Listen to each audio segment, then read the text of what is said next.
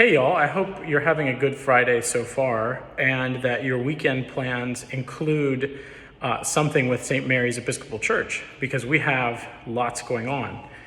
Since last Friday, you may have received about 400 emails from us on various topics, all of which are exciting and important. The calling of the interim rector, the way that we are going to gather this Sunday going forward, special worship for St. Francis, activities for children and youth, the St. Marian Express magazine, the e-news, all good stuff. I want you to know that this Sunday we will have an 8 o'clock service in the parish hall. We will have a 9 o'clock service in the CLC in the Great Hall. We will have an 11 o'clock service in the nave.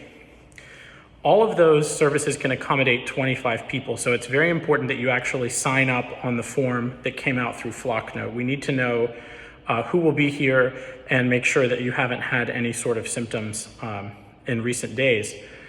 I know that there's a kind of weird tension that exists between our Christian theology of open welcome for all people who come to gather with us.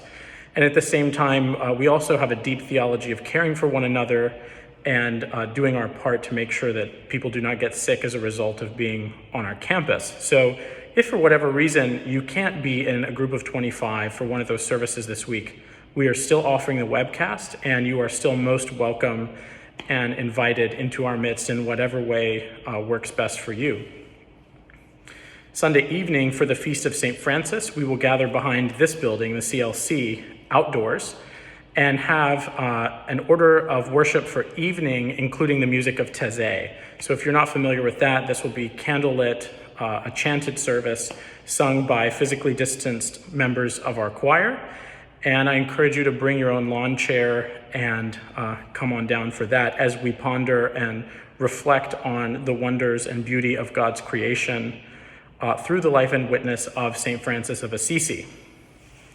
If you're bummed that we are not doing a blessing of the animals because of the challenges that animals might present in terms of physical distancing, take heart. You can reach out to me via email or phone. I would love to bless your tortoise or cat or dog or lemur or whatever it is that you have at your house. If you would like me to come, we can do an outdoor blessing at your home.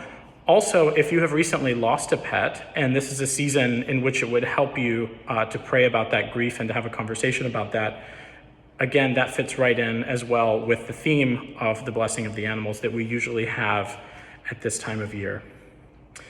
Activities for children and youth continue. So EYC continues to meet on Sunday evenings, but on Sunday morning, there will be 2 offerings. At the 9 o'clock service, if you sign up with your kids on the Flocknote form, there will be a children's chapel in person that will take place at the 9 o'clock service only. So there won't be a rug with kids, but Amy and Jackie will take the kids to a specially set up distanced place, and they will have masked distanced children's chapel and then join us again later in the service. So that's an opportunity.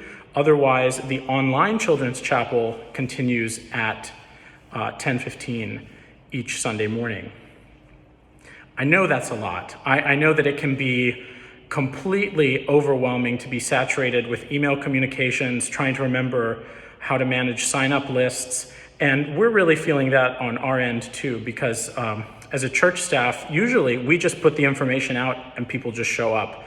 But we are navigating the challenges of broadcasting technology, recording, email lists, and managing all of that. And so I ask for your prayers for not only your clergy, but the church staff, the altar guild, the flower guild, people involved in recording production, our musicians. As we navigate, every couple weeks it feels like we're doing something totally new. And we appreciate your prayers, we're thankful for your patience, and we want you to know that we are so excited that we can gather in this new way and invite you to participate in whatever way is best for you and your family. I hope you have a wonderful weekend, and I look forward to seeing you soon.